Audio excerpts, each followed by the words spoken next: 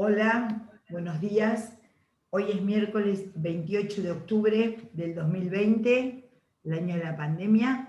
Esta es la clase correspondiente a la segunda parte de representaciones sociales que se da en la Escuela Superior de Medicina de la Universidad Nacional de Mar del Plata.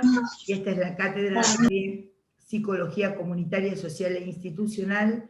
Y para los que no nos conocen, mi nombre es María Clara Areta, soy la titular de la materia y voy a desarrollar la clase junto con mis colegas, la doctora María Marta Mainetti, la magíster Cecilia Mastiarena y el doctor Loria, ¿sí?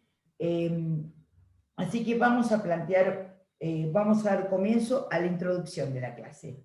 Miren, en la clase anterior nosotros habíamos planteado qué eran las representaciones sociales y lo habíamos visto desde el aspecto más clásico, se diría, tomando las definiciones y los aspectos particulares que había planteado el padre de las representaciones sociales, que es Moscovici. Habíamos tomado algunos elementos de Jodelet, habíamos planteado ciertas cuestiones que tenían que ver con justamente entender el concepto de representación social como, lo voy a repasar, como ese conocimiento del sentido común que se incorpora de una manera que se tiene y que no se advierte que se tiene como conocimiento y que nos permite el entendimiento del mundo y de la escena. Entonces, en este sentido, lo que podemos decir es que es un saber del sentido común, un saber que tiene que ver con el sentido común, y que la representación social es lo que nos permite entender qué es lo que pasa en el mundo e interactuar cognitivamente con el mundo, digamos, tener una respuesta, que haya una cierta comunicación, etc. Es un concepto que ya dijimos, Moscovici plantea en 1961 a partir de los estudios que desarrolla, él es rumano, pero que desarrolla en París, en relación a el psicoanálisis y a las prácticas que en ese momento se estaban desarrollando en París, que tenían que ver muchísimo con lo que después va a desembocar en el 68 en el Mayo francés, quiere decir lo social. Y habíamos hecho esa salvedad en el sentido de que la representación social tiene que ver con entender la representación del mundo, y que social alude a la representación del mundo y que representación alude a lo social. Quiere decir que están articuladas de la misma manera que la construcción social de la realidad, que es de Berger y Luhmann. Acá tenemos a los franceses presentando representaciones sociales. Así como en la línea alemana habíamos visto la construcción social de la realidad, vemos así participar con el psicoanálisis francés a Moscovici, Jodelet y otros, de la cuestión de lo que es la representación social.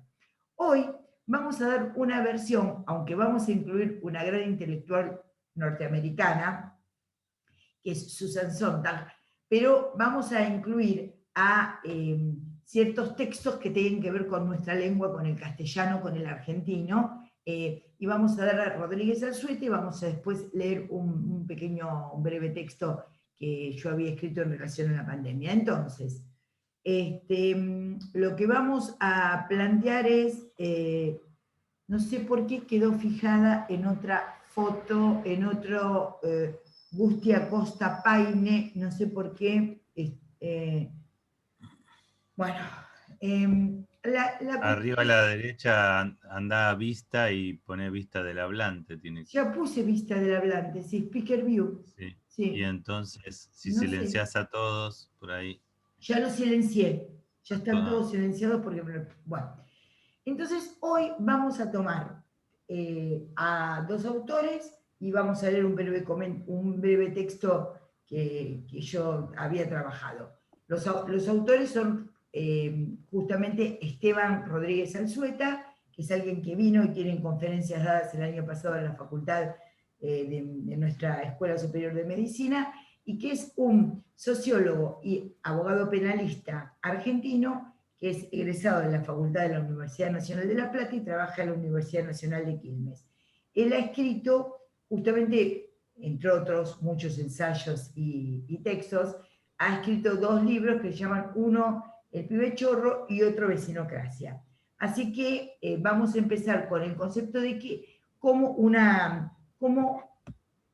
se puede actualizar, poner en vigencia el concepto de representación social mediante un pensamiento que tenga que ver con nuestra realidad cotidiana. Porque eso también es el desafío de la clase, que ustedes entiendan que los textos que ustedes por ahí ven tomados de otra forma o tomados a otra realidad, deben aplicarlos, deben poder encontrarle la articulación con la realidad cotidiana que ustedes viven diariamente como estudiantes de medicina y como luego médicos, ¿sí? Y aparte, bueno, vamos a verlo de esta forma primero, la parte de El pibe chorro, que es un texto que ustedes tienen como uno de los insumos del día de hoy, lo va a dar la licenciada Gasquiarena, ¿sí? Ceci, ¿querés comenzar vos con Rodríguez Alzueta? Y vamos hablando y trabajando en relación a esto, ¿sí? Bueno, hola. Bueno, hoy bien decía María Clara, uno de los textos de Esteban Rodríguez Alzueta. Se oye muy mal, Ceci. Ceci, yo te oigo muy mal. Se entrecorta. Yo también estoy escuchando.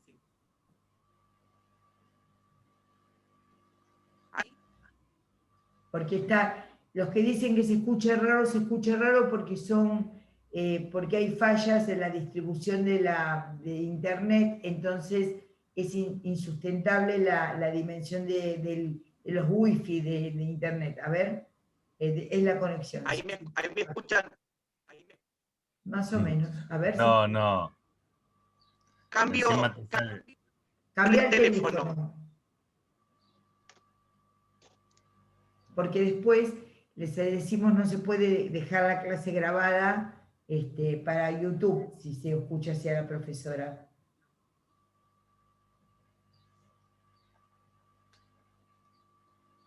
Están todos muteados, Pamela López. Pues si quiere ir hablando Maxi mientras. Bueno, Maxi, podés hacer una introducción a Rodríguez Alzueta. Claro. Maxi va a tocar el otro tema que es vecinocracia, ¿sí? Claro. Bueno, buenos días a todos.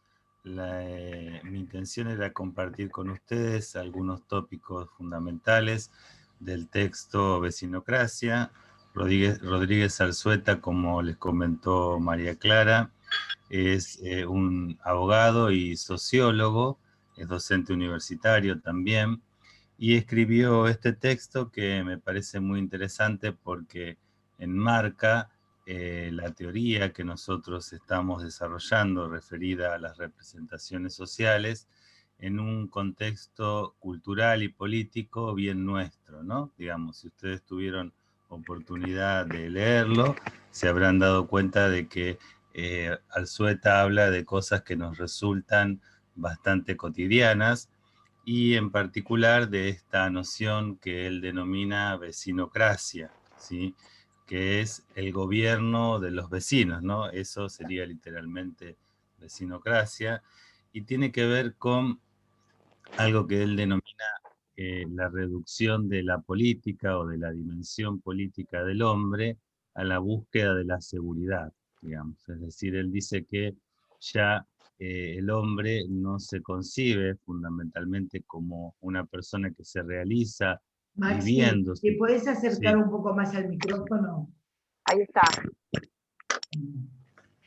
Él dice que los seres humanos ya no nos realizamos como tales viviendo políticamente nuestro entorno, nuestro hábitat, nuestro barrio, nuestra ciudad, sino que la dimensión política de nuestra existencia se reduce a la búsqueda de seguridad y que nuestra vida de alguna manera, ¿sí?, transcurre entre diversos búnkers, que serían esos lugares seguros, y la ciudad sería como el aspecto inseguro. ¿Ven?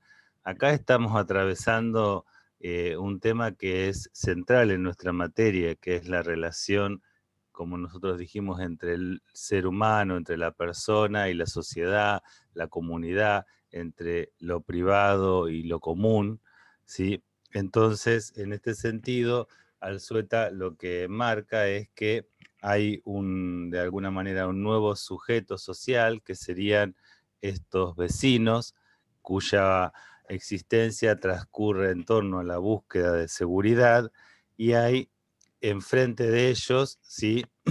Una suerte de hostis. Él utiliza la palabra hostis como en latín, que significa enemigo, que es lo que le da un poco también identidad a los mismos vecinos, y ese enemigo sería, digamos, aquel sujeto vulnerable que merodea el barrio, que se presenta quizá como peligroso, como amenazante, ¿sí? Con lo cual eso trae como consecuencia otra palabra latina que él utiliza, que es la palabra tumultus, ¿sí? Y es esa reunión de vecinos que de alguna manera se junta para hacer frente a ese hostis, a ese enemigo, con el propósito de hacer justicia, ¿no? De tenerlo, digamos, a raya, de poder, digamos, sortear esa amenaza que este hostis pueda representar. Pero acá entonces se está jugando esta relación entre un sujeto que es el vecino, ¿sí? Y otro que es un extraño, un extranjero de la ciudad, ¿sí? Que se presenta como enemigo. Y ahí también Alzueta marca algo que hemos visto, que tiene que ver con las tipificaciones, ¿sí? El otro, dice él, es el villero, es el trapito, es el planero, ¿ven? Entonces, cómo de alguna manera el vecino, sí, este sujeto un poco aburguesado que simplemente vive para consumir, fogoneado a través de los medios de comunicación, tipifica al otro, ¿sí? De este modo, y en consecuencia lo excluye, ¿sí? Pero es interesante, me parece a mí, destacar esta idea de, ahora le doy la palabra a Cecilia y después cualquier cosa continúo, esta idea de alguna manera representarme al otro como enemigo, y la reducción, ¿sí? La reducción de la política, de la dimensión política del hombre tan esencial a nuestras vidas, como la simple búsqueda de seguridad. No sé si quieren hacer algún comentario. Sí. Esto, por ahí, retomando lo que dice Maxi, en este artículo, Rodríguez Alzueta, que plantea pibes y ventanas rotas, y habla sobre la lucha contra el delito como la justificación de las desigualdades sociales y la discriminación racial. Y en todo este discurso, Rodríguez Alzueta lo que va a analizar es cómo desde la política de América Latina toman en cuenta todas las teorías y las interpretaciones que hacen desde Estados Unidos como fuente inequívoca de lo que es combatir el delito. Entonces lo que propone es estas teorías que al principio surgieron para combatir todo lo que era el narcotráfico y las amenazas contra la Criminalización. de la lucha contra criminal. Pues, exactamente, cómo termina todas estas teorías y estas interpretaciones anclando una agenda de la seguridad, y cómo este discurso pone necesariamente, como bien decía Maxi, a identificar al otro como un enemigo. Muchas de estas teorías que vienen de los sectores de derecha y que mantienen una política neoliberal, veían a un otro como primero lo responsabilizaban del delito, ¿no? Como que tenían capacidad para saber lo que estaban haciendo, y sostenían que como tenían capacidad de entender, las medidas punitivas, o sea, las medidas de castigo, tenían que ser acordes a esta capacidad de entender. No se responsabilizaban a las víctimas, sino también a los victimarios, ¿no? Como que les decían que, ¿se acuerdan de ese dicho? La ocasión hace al ladrón, que las víctimas también eran responsables de no haber sido capaces de anticipar una situación peligrosa o de riesgo, no haber estado atentas y por eso haber sido víctimas de este delito. También en estas teorías lo que sostienen es que muchas veces la capacidad punitiva tenía que ver con la imposibilidad o la falta de inteligencia de los supuestamente delincuentes, ¿no? Como que eran, si no tenían capacidad de entender o tenían un nivel de inteligencia menor, esto es lo que hablan de la campana, de la curva de la campana, y entonces decían estas teorías americanas, que de un lado de la campana estaban los inteligentes y del otro los ignorantes, y que bueno, que de estos ignorantes, de estos pobres, estaba lleno de las cárceles de Estados Unidos y del mundo, como que tenían asociado a una cuestión de herencia, ¿no? Esta cuestión que los llevaban a delinquir.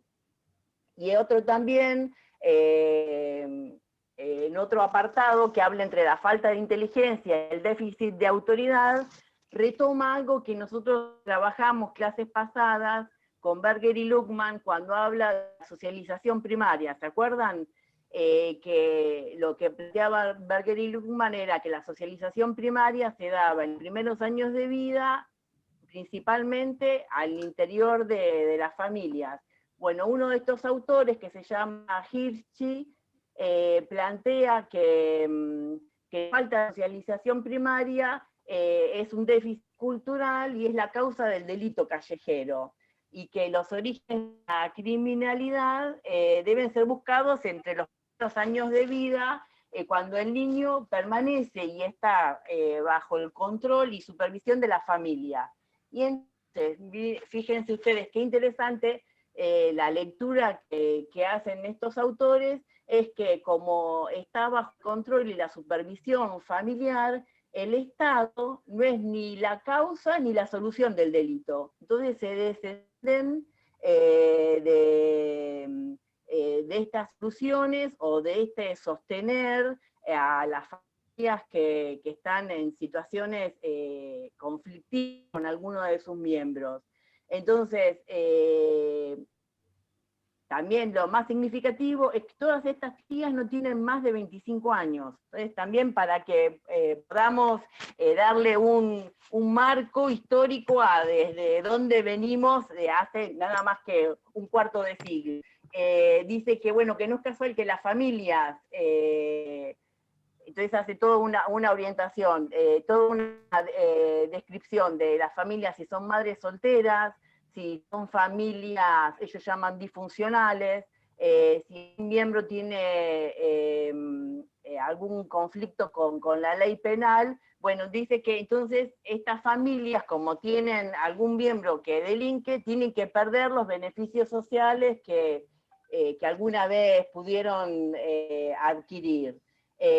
Otra de las teorías habla, bueno, que esto, que mucho de lo que pasa es porque está minado de ayuda social.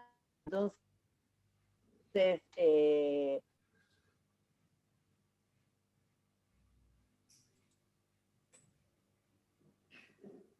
hola. Hola. ¿Se escucha? Acá hay una pregunta, me parece que se le cortó la conexión a Cecilia. Mientras, si quieren, comento... Ah, ahí está. Se te había cortado, Ceci, se te había cortado la conexión. a ver si estos discursos les suena conocido, cuando decían que el Estado no tenía que proveer ayuda económica a las familias, y que estos beneficios sociales lo que generaban era ocio y pereza, y que era un caldo de cultivo para delitos y el consumo de drogas, ¿no?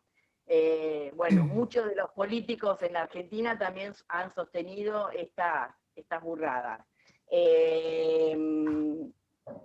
Otra de las cuestiones...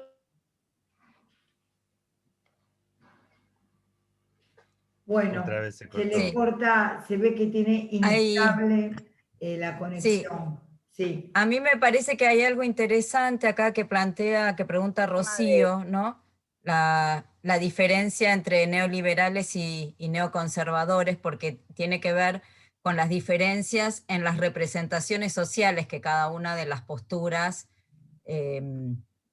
va a adherir a diferentes representaciones sociales para elaborar o plantear esa postura o posición política con respecto a la delincuencia.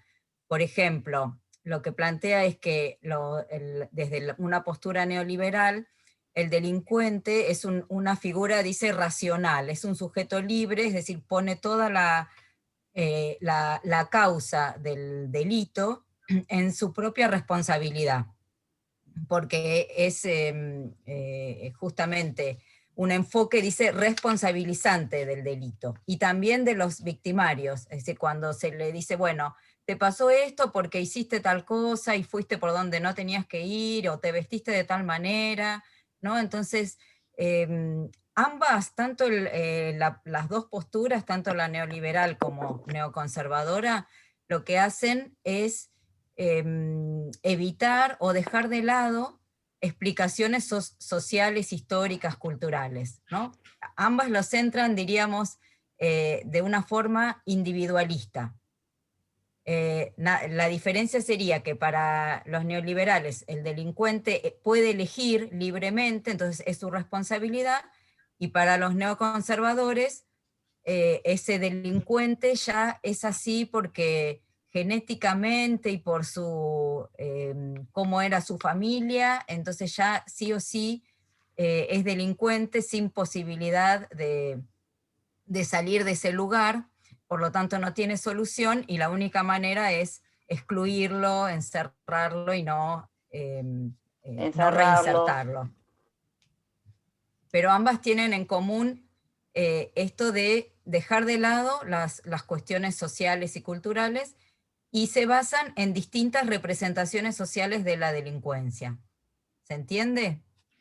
Un ejemplo, Por eso se los ponemos. Un ejemplo que dábamos habitualmente era, digamos, en relación a por ahí esta cuestión tan paradigmática de ver a un, como dice Rodríguez Alzueta, no se lo plantearon, un joven varón de tez morena, con gorrita, con, ¿no? Entonces queda planteado así.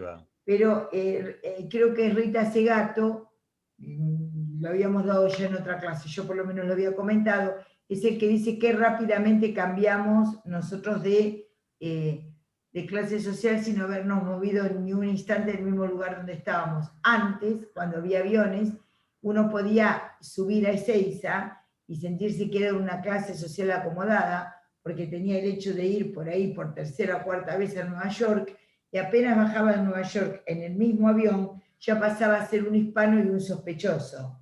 Quiere decir que en lo que en Ezeiza pueden ustedes plantearse que cada uno de los que va a subir a un avión se siente algo de la clase media acomodada, digamos, y puede ver, digamos, cómo puede estar muy contento consigo mismo, basta con que es mirado desde otro lugar, esa mirada, porque es muy interesante el concepto de mirada que se tiene sobre el otro, lo convierte a alguien que puede tener hasta su prestigio en Buenos Aires y en la Argentina, en alguien que es un hispano posible narcotraficante en Nueva York. ¿Se entiende? Entonces es muy interesante la mirada del otro y cómo hay ciertos condicionamientos con la imagen, la etnia, las características étnicas del otro, para entender su grado de aceptación o rechazo de la sociedad. Esto es muy interesante poder plantear esto. Perdón que yo estaba revisando otras cosas.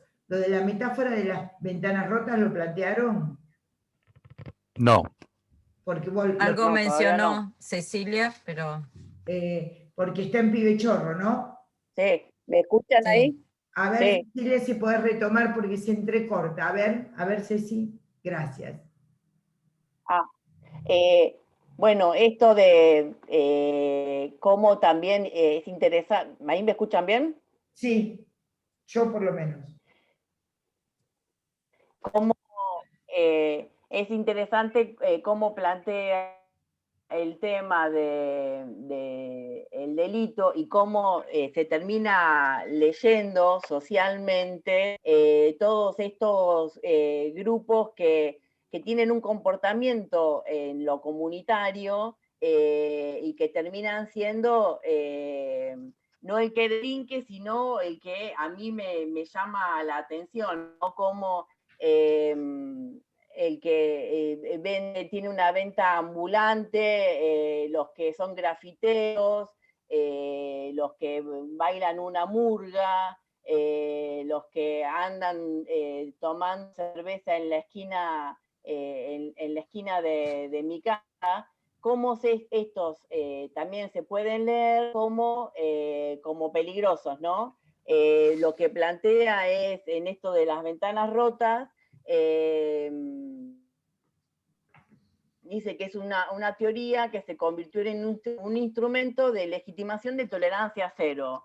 Entonces pone el ejemplo, una ventana que se rompe como un producto de un hecho vandálico y no se la repara enseguida, y dice que esto habilita a que la sigan rompiendo, que empiecen a escribir grafitis en la vivienda. Entonces dice que en este contexto de desidia urbana no va a tardar en que sigan vandalizando ese espacio.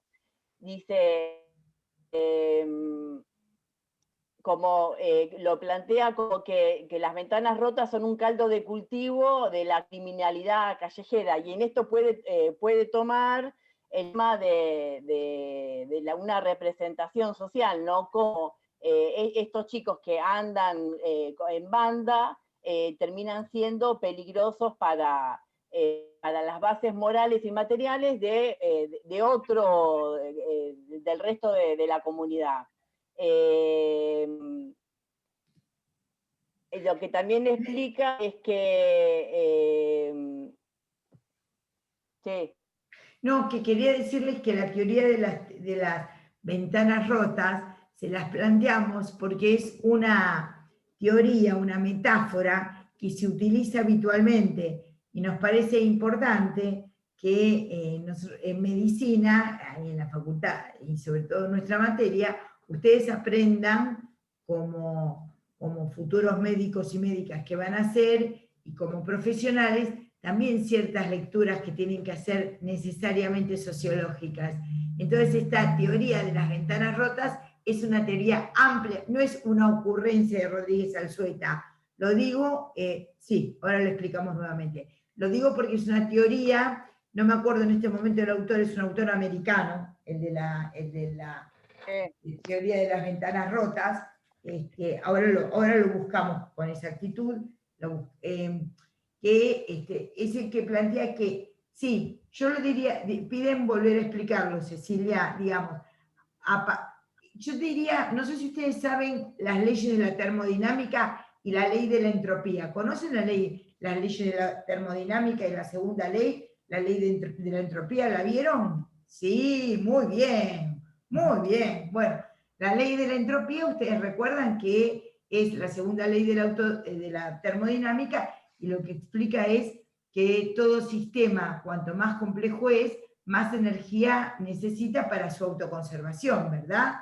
Entonces, los sistemas sociales podríamos decir que son más o menos entrópicos, porque necesitan más o menos energía para sostenerse un cierto nivel de estabilidad. Podríamos decir que la Argentina va muchas veces de nivel de entropía a entropía, digamos, porque uno dice, esto es una entropía. No quiere decir solamente esto que es un desorden, sino que se requiere mucho cuidado para mantener cierto grado de homeostasis. Ven cómo justamente a partir de una metáfora que tomamos de la medicina, ustedes pueden comprender esta teoría sociológica, y esta teoría sociológica también se basa en las leyes de la termodinámica para comprender o explicar un fenómeno. Entonces, una vez que algo se ha roto, lo que explica esta teoría, ahora vamos a decirle al autor, que no es Rodríguez Alzueta, porque ya les digo, es alguien famoso, tomado también por Rodríguez Alzueta, la dimensión de esta teoría es que cuando algo se rompe, como decía María Marta y Cecilia, por un vandalismo, esto tiende a empeorar rápidamente, quiere decir se vuelve entrópico. Uno podría decir, hoy no lavo el baño, hoy no arreglo el living, mañana voy a tener más quilombo en mi casa. ¿Por qué? Porque el desorden o la falta de orden o la falta de buena elaboración, buena distribución de los recursos lleva a mayor desorden, a mayor gasto de energía. Entonces, es una teoría que marca una entropía social.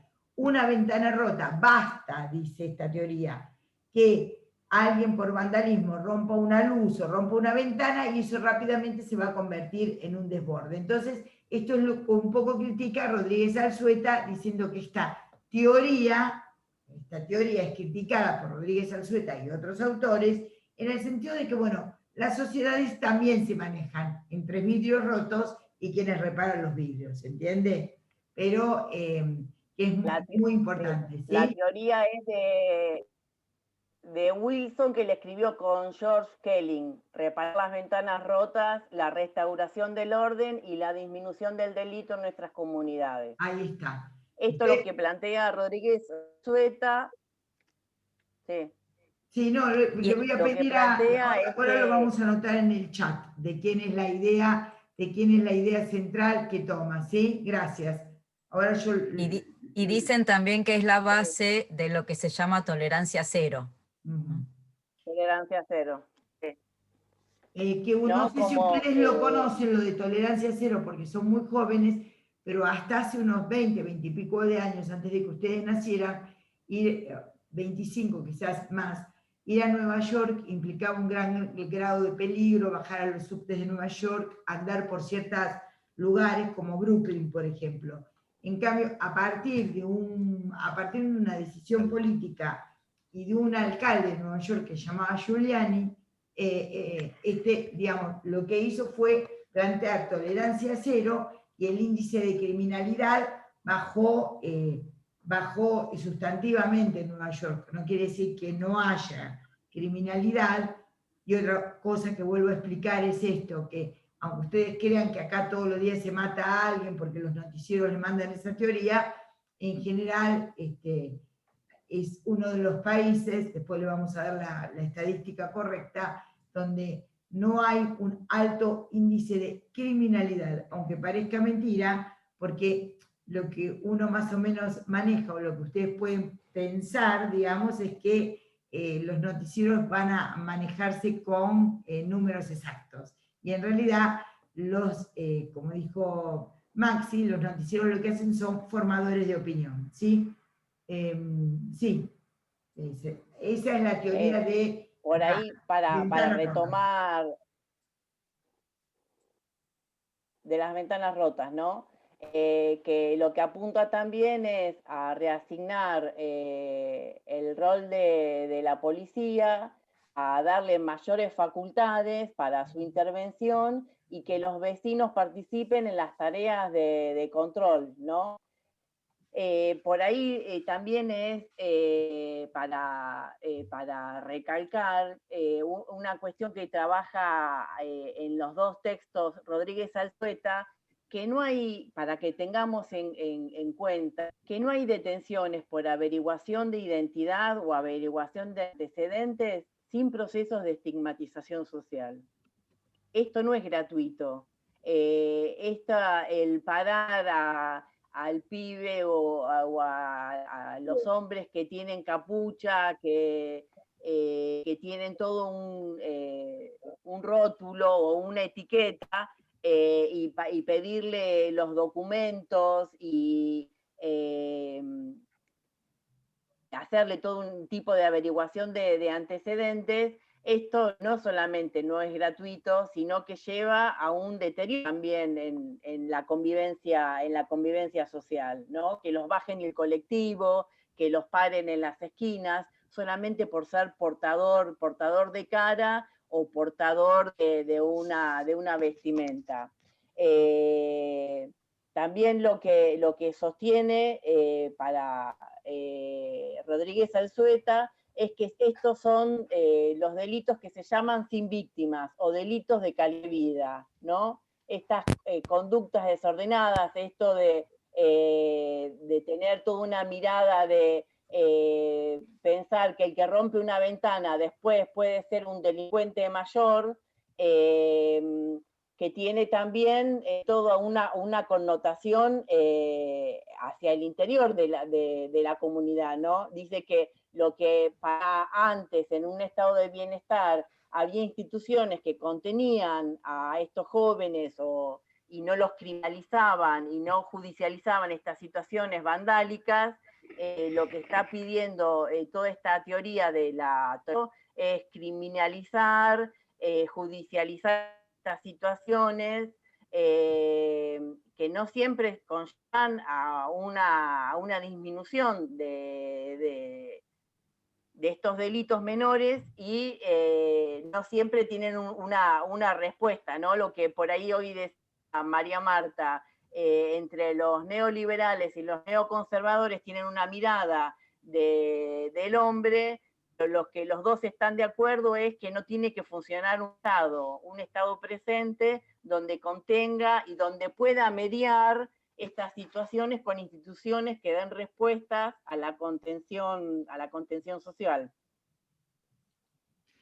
Quería decir que con respecto a la teoría de las ventanas rotas, es muy interesante también que ustedes entiendan este concepto de la teoría de las ventanas rotas de Wilson y de este otro autor, porque esta teoría de las ventanas rotas también les va a servir para su práctica de médicos, porque esto es así. Como hoy comí un alfajor, no importa, no hago el régimen, sigo comiendo todo el tiempo. Digamos, una vez es una teoría, les diría desde una crítica de la cátedra, una teoría fatalista de la situación.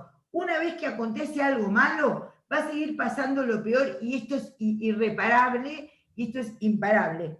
Por ejemplo, estoy tomando algo que aparece ahí en internet, en los primeros links que ustedes encuentran de teoría de la ventana rota, ¿no? ¿Conocen la teoría de las ventanas rotas? Se trata de una teoría sobre el contagio de conductas poco cívicas entre la sociedad. Es una buena definición de lo que es la teoría de la... Entonces, la idea es que,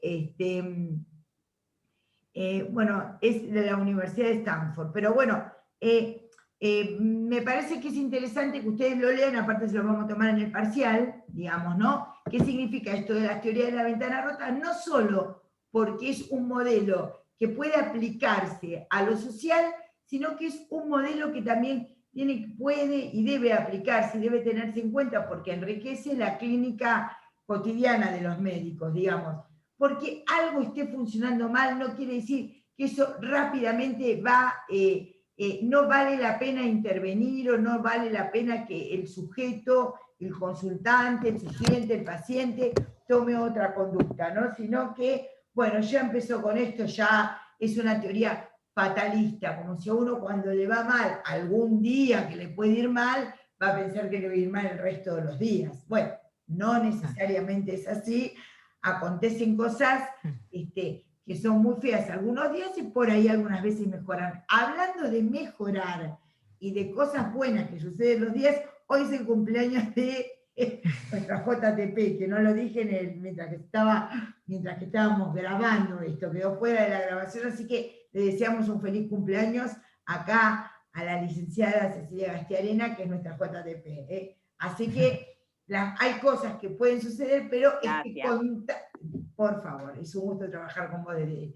2017. Entonces, la idea de poder trabajar con esto del contagio de las ventanas rotas tiene que ver con esto, ¿no? Cierta dimensión, vamos a ver, de que lo peor va reproduciéndose rápidamente. Bueno, hemos... Y también, María Clara, lo que hacen las ventanas rotas es privar de oportunidades a las personas, porque si alguien, porque rompió una ventana rota, vieron, es una piedrita que cae en una ventana y ya es pensar que no hay forma, ¿no?, de repararlo. Entonces, si pensamos así, no hay, ¿para qué le vamos a dar la oportunidad a alguien de que cambie su forma de ser o sus conductas o que piense de otra manera, ¿no? Como, sería como un determinismo, como hemos hablado, ¿no? Pensar que alguien que ya es así no va a tener ninguna posibilidad de cambiar. Y por acá preguntaban por el prudencialismo, que es también algo con lo cual termina el texto de Rodríguez Alzueta. Podríamos ir terminando con este texto, con porque eso. si no nos va a dar el tiempo para completar la clase, ¿sí? Es una corriente que tiene todo desde el derecho de una forma de intervenir. Nosotros, a los fines de la lectura del artículo, lo que vamos a hacer, no necesitamos profundizar en lo que es esa corriente. Sí, como bien decían mis compañeros antes, tener en cuenta que un Estado que criminaliza y que judicializa y que habilita a la policía para hostigar y que invita a los vecinos a que cumplan otro rol, esto, como bien decía acá, si esto es de la vecinocracia, bueno, no permite tener otras lecturas, ¿no? Como bien decía María Marta, una cuestión determinista. Si rompían una ventana, entonces es que uno no puede salir de ese rótulo. Bueno, por suerte, la historia, la sociología, la psicología, el trabajo social y todo lo que es la medicina social nos da pautas que todas estas cuestiones en general se pueden revertir y se pueden insertar en una sociedad y ciudadanos integrales, ¿no? Sí, y también, para terminar. Eso, y pensar que la crítica que hace Rodríguez Alzueta es que estas posiciones no lograron bajar el delito, porque en realidad todos en una sociedad queremos que haya cada vez menos delitos, pero que estas posturas lo único que hicieron o lo único que hacen es profundizar la desigualdad y sin lograr bajar el índice de delincuencia. Por eso ese prudencialismo es lo que sostendría la vecinocracia. Me parece que ahí se unen las dos cosas, ¿no? Porque ese prudencialismo... Para vecinocracia va, gracias Ceci, en el día de tu cumpleaños, y ahora para seguir con vecinocracia va a gracias. Creo que ya está dado todo lo del pibe chorro, lo completamos un poquito con vecinocracia, ¿sí? Lo articulamos. Entonces, la conferencia que dio el año pasado, que tienen en YouTube, que si quieren la ven, de Rodríguez Alzueta, se llama La deconstrucción del mito del pibe chorro. Dice alguien que no entendió el prudencialismo. María Marta, ¿puedes plantearlo otra vez? Que sí. No entienden el concepto del prudencialismo que plantea. Bien. Ustedes lo que tienen que entender, en primer lugar, que Rodríguez Alzueta menciona el prudencialismo como una postura que también él cuestiona, ¿no? Y que está relacionada con estas otras posturas que vimos. Es decir, el prudencialismo es una manera de entender cuál es el rol de la policía, ¿no? Entonces, implica que la policía tiene que prevenir el delito y por lo tanto tiene que actuar en cualquier delito o cualquier acción que parezca que puede llegar a ser un delito.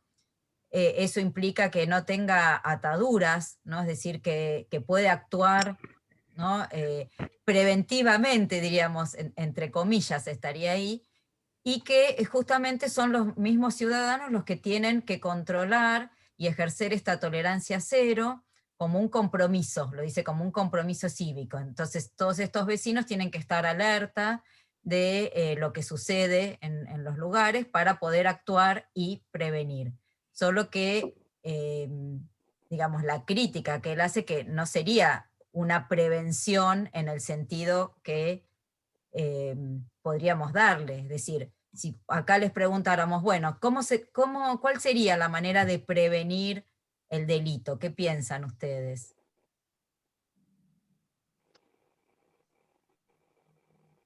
Educando, educación, bien. ¿Qué más? ¿Ven? Un factor, ya están poniendo un factor que es social, trabajo, dando oportunidades laborales. Bien, ven cómo ustedes se corrieron de esto, porque en todo lo que viene cuestionando Rodríguez Alzueta está diciendo que la forma de prevenir el delito, de acuerdo a todas estas posturas, es, digamos, la mano dura, ¿no? Entonces, si vamos a una lectura más profunda del origen o del por qué se suceden acciones delictivas, vamos a cuestiones que tienen que ver, bien, con educación, con oportunidades, con derechos, ¿sí? Quiero plantear esto último para darle la palabra a Maxi. El prudencialismo, digamos, es una teoría moral, entonces, si vamos a preguntar qué es el prudencialismo, es una teoría moral justamente que se encausa en una prevención particular del delito. Creo que la mejor película de esto es Minority Report, que ya la hemos nombrado en otra clase, que no me acuerdo cómo se tradujo acá. Es esa excelente película con Tom Cruise, que no me acuerdo cómo la tradujeron, es sobre una obra de un escritor maravilloso que se llama Dick.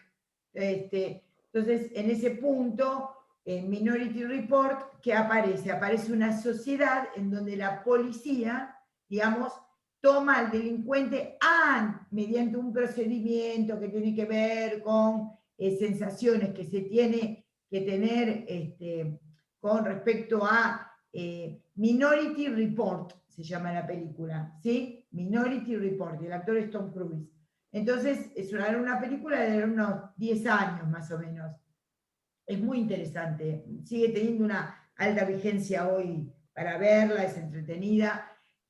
Entonces, son fuerzas de seguridad que toman al delincuente, que toman al ciudadano antes de que se convierta en delincuente. Bueno, mediante un procedimiento un poquito esotérico que ellos tienen, ¿verdad? Entonces, este Minority Report es una serie de Fox, que es una segunda parte. Bueno, yo conozco la película, no sabía que había una serie de Fox, pero sentencia previa, muchas gracias. Ahí va. Sentencia previa, ahí está muy bien planteado, porque el tema es un juego en inglés, porque Minority Report es porque había unos mellizos que tenían poderes extrasensoriales y que advertían cuando se estaba por producir un hecho. Y esto era anunciado a la policía que intervenía antes.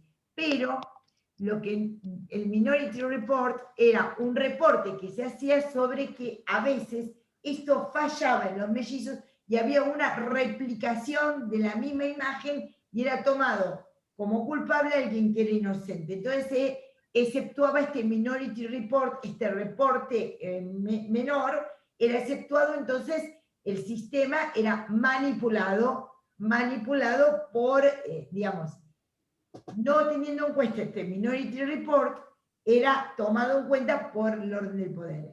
Después lo vamos a ver mejor con Foucault, pero en este sentido lo que podemos pensar es que esta sociedad disciplinaria, digamos, que se arma ahí, tiene que ver con justamente poder pensar que es mejor matarlos de chiquitos antes de que sean,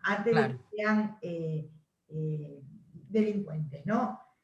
Es muy difícil plantear todo esto en un momento en donde la gente se siente muy insegura, pero el texto toma como delincuentes una clase determinada social porque, claro, nadie se imaginó a alguien. Ese texto es el de Rodríguez Alzueta, ¿no? Bueno, justamente por eso Rodríguez Alzueta denuncia esta cuestión y por eso va a la deconstrucción del mito del pibe chorro. Por favor, pasemos a vecinocracia porque no nos alcanza el tiempo de la clase, ¿sí?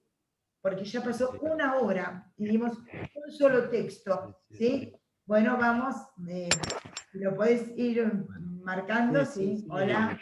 Yo pienso que igualmente las afirmaciones esenciales, más o menos pude comentarlas.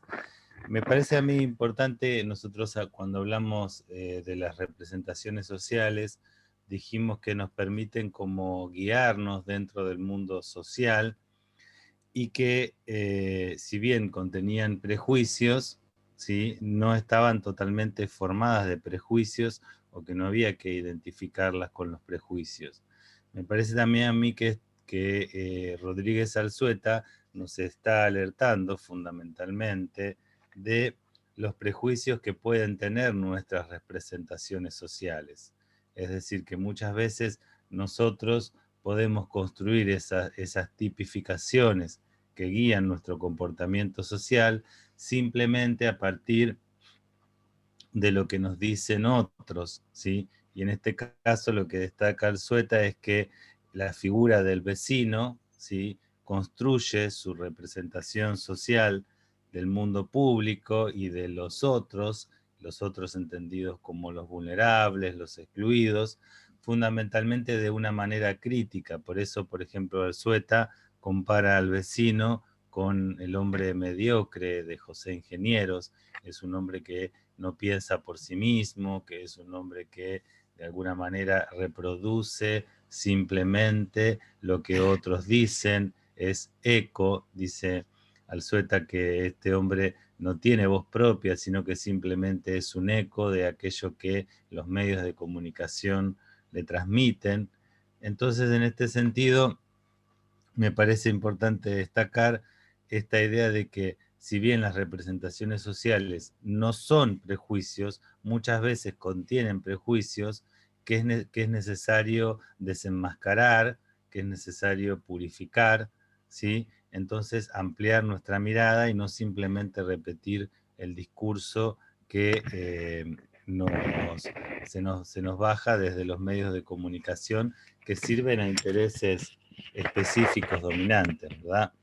Entonces, quisiera retomar una idea que es, con la vecinocracia, lo que se hace es reducir la política a la búsqueda de seguridad, ¿sí? Es decir, hay una función meramente policíaca de la política, ¿sí? Lo único que tiene que hacer el Estado es brindar seguridad y dejarnos, ¿sí?, a los ciudadanos que se arreglen como puedan para desplegar sus actividades, ¿no? No importa si eso genera cada vez más exclusión, cada vez menos oportunidades, que cada vez los que tienen más tengan más y los que tienen menos tengan menos. El Estado no puede ser árbitro de ese tipo de distribución social, sino simplemente brindar la seguridad para que los ciudadanos puedan hacer de alguna manera, el despliegue de sus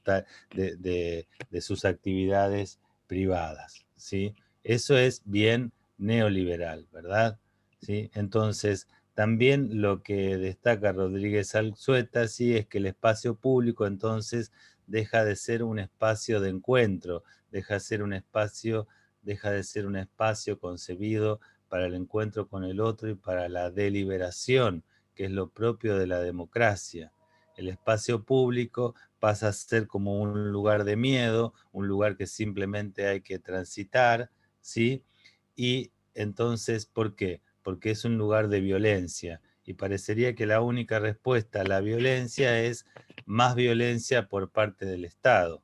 Entonces, en este sentido, lo que Alzueta nos propone también es el hecho de que no es necesario, no tiene por qué ser que la violencia engendre más violencia, ¿sí? La violencia puede generar agrupación de personas para buscar una solución. La violencia puede generar encuentro, diálogo y búsqueda de soluciones políticas, ¿sí? No necesariamente hay que responder a la violencia, a la violencia ciudadana, entre comillas, con violencia del Estado, ¿sí?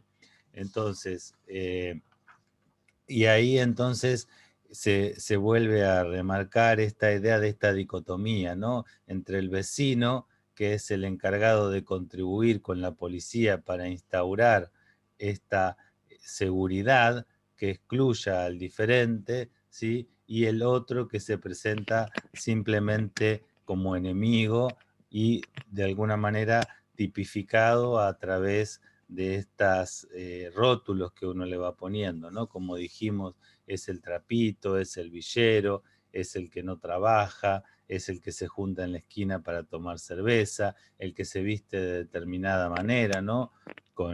Digamos, con ropa deportiva, con la gorrita al revés, el que deambula el barrio, ¿sí? Deambula el barrio simplemente buscando a ver qué provecho puede sacar de su delincuencia, ¿sí? Entonces, de alguna manera lo que está haciendo Alzueta es esta descripción sociológica de nuestra realidad, ¿sí? Desenmascarando estos prejuicios sociales que nos impiden, ¿sí? Buscar una solución verdaderamente política. ¿Por qué? Porque lo político siempre implica diálogo, lo político siempre implica consenso, lo político siempre implica poner el cuerpo a las cosas y no simplemente encerrarnos en nuestros búnkeres privados, hacer nuestras actividades, ¿sí? Desentendiéndonos del otro, ¿no? Lo político implica asumir un cierto compromiso para con el otro, ¿sí? Entonces, lo que me parece que a lo que nos insta Alzueta es a poder ampliar, ¿sí? Ampliar nuestra mirada respecto de cuáles son las tipificaciones que guían nuestra conducta social, respecto de cuáles son esas representaciones sociales, ampliarlas, purificarlas de prejuicios y poder tener representaciones sociales que no simplemente excluyan al diferente, sino que también puedan darle voz propia, ¿sí? Darle voz propia. Bueno, no sé si más o menos yo creo que ahí sí hay una síntesis. Puedo tomar algunos parágrafos del texto, si querés, María Clara, o lo dejamos Mira, ahí. yo te diría que tratemos de dar lo de Susan Sontag y su articulación con la pandemia, porque si no, se llevó toda una hora la primera parte.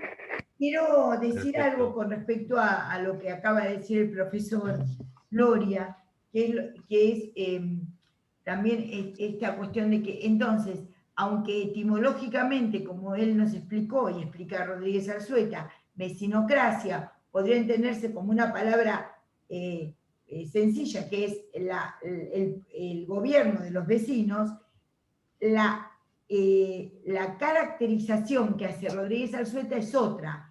Digamos, toma esa palabra vecinocracia, que no tiene ninguna connotación ni buena ni mala, pero él justamente lo que le da es una connotación particular al entender que es una,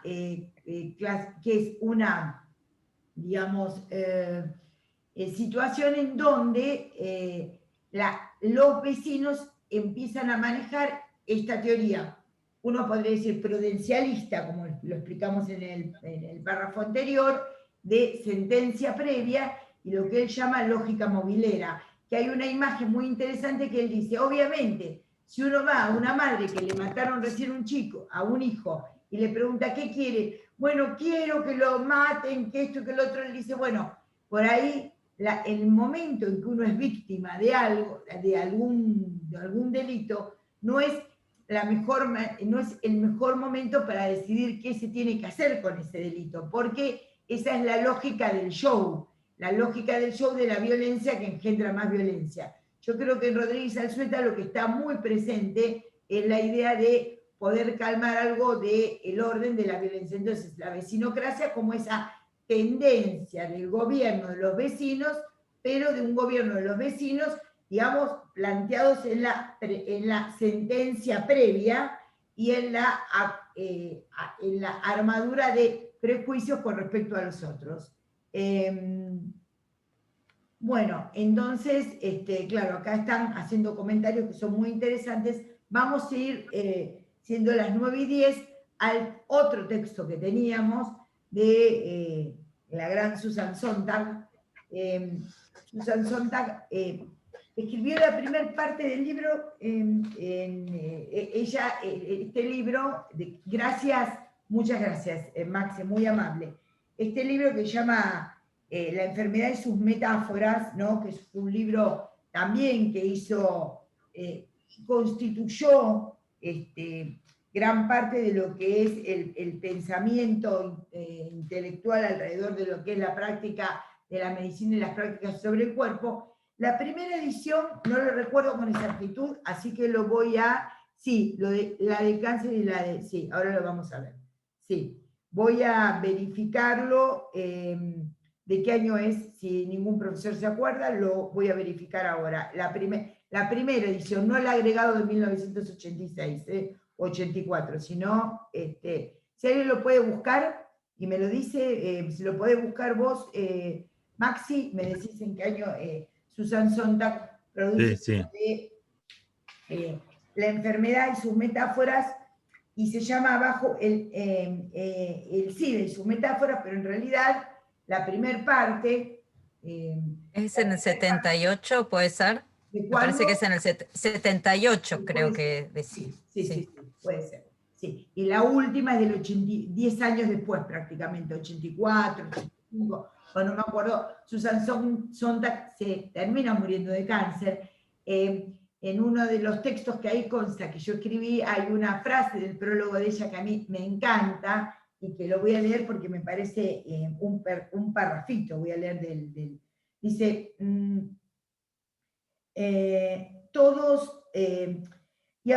dice, la enfermedad es el lado nocturno de la vida, una ciudadanía más cara. A todos al nacer nos otorgan una doble ciudadanía, la del reino de los sanos y la del reino de los enfermos.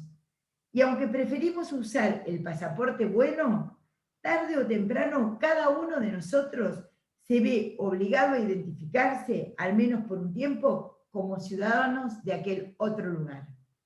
Me parece que es un párrafo maravilloso, justamente esto de que todos estamos signados por la muerte, ¿no? Y que todos tenemos esos dos pasaportes, el pasaporte de los sanos, el pasaporte de la salud y el pasaporte de los enfermos, que en algún momento vamos a tener que utilizar por una u otra razón. Es muy interesante por qué Susan Sontag plantea la cuestión de la construcción de la metáfora. Creo que, ¿por qué? Porque la medicina, si ustedes estudiaran ingeniería atómica, por ahí no tendría tanto éxito en las reuniones con sus tías y abuelas al decir que ustedes estudian medicina. Porque uno puede decir que, ay, si mi hijo estudia ingeniería atómica, qué bien, dicen. Mi hijo estudia medicina, ay, qué lindo. Bueno, ¿por qué es que lindo de estudiar medicina? No es solamente por cierta cuestión melosa de tías, abuelas o tíos y abuelos, para no ser... sino porque todo lo que tiene que ver con el cuerpo, porque quieren que los curemos... Sí, puede ser que porque quieren que los curemos después, como, por ejemplo, ustedes se van a encargar muy bien de si alguna vez ven a sus profesores aquí presentes en alguna clínica, nos van a atender muy bien, sí, por supuesto. Pero lo que también está en juego, y quiero darles como una idea nueva, porque la idea es que ustedes tengan alguna idea nueva con respecto a que les dé la facultad, es la idea de que todo aquello que tiene que ver, que toca nuestro cuerpo, es muy fuerte, porque la idea, la noción de cuerpo, la vivencia del cuerpo que nosotros tenemos es muy fuerte, y la medicina se mete con el cuerpo. Al meterse la medicina con el cuerpo, se mete de una manera muy cotidiana en nuestras vidas. Entonces, uno puede ser, no sé, trabajar con energías eólicas, y eso ser muy importante para el planeta, pero no tiene el mismo impacto cultural y social que tienen determinadas cuestiones de la medicina. ¿Por qué? Porque cada uno tiene un determinado cuerpito, con sus variables, después lo van a terminar de ver en salud mental, no necesariamente el cuerpo siempre es uno, y a veces, bueno, hay patologías en donde no se siente el cuerpo, etc. Pero el cuerpo es algo muy inherente a la lógica de uno. Y Susan Sontag, al ser de cada uno de nosotros, el cuerpo está muy asociado al ser, y la medicina se mete con algo muy, muy, muy privado del otro. Ustedes cuando intervienen en el cuerpo del otro, intervienen dándole un consejo, una medicación, el cirujano cortando, interviene directamente sobre ese ser que está habitando ese cuerpo. Ya desde la antigüedad se planteaba si hay alma sin cuerpo, ¿no? La dicotomía alma-cuerpo es muy interesante, y bueno, no, lo que deciden, creo, ahí me puede ayudar Maxi, ¿no? Pero justamente lo que deciden, me parece que justamente Santo Tomás y Santo Agustín, es justamente la idea de que no hay alma sin cuerpo. Entonces, lo que uno podría decir es que el toque de la medicina con respecto al cuerpo es muy fuerte. Bueno, ya desde la filosofía, ¿no? Ya desde la filosofía. La idea de que Susan Sontag habla justamente de la enfermedad y sus metáforas es, sí, la alusión a cuál es, lo del alma y el cuerpo, quienes discuten sobre el alma y el cuerpo, Maxi. ¿Quiénes discuten sobre el alma y el cuerpo? Bueno, a lo largo de toda la historia de la filosofía se ha discutido en torno a ese tema, digamos, es decir, desde, por ejemplo, Platón, que dice que las personas son solamente su alma y que el cuerpo es una suerte de cárcel, un envase del cual que hay que desligarse, hasta, de alguna manera, Aristóteles, que dijo que no, que el hombre es su cuerpo también, fundamentalmente y esencialmente.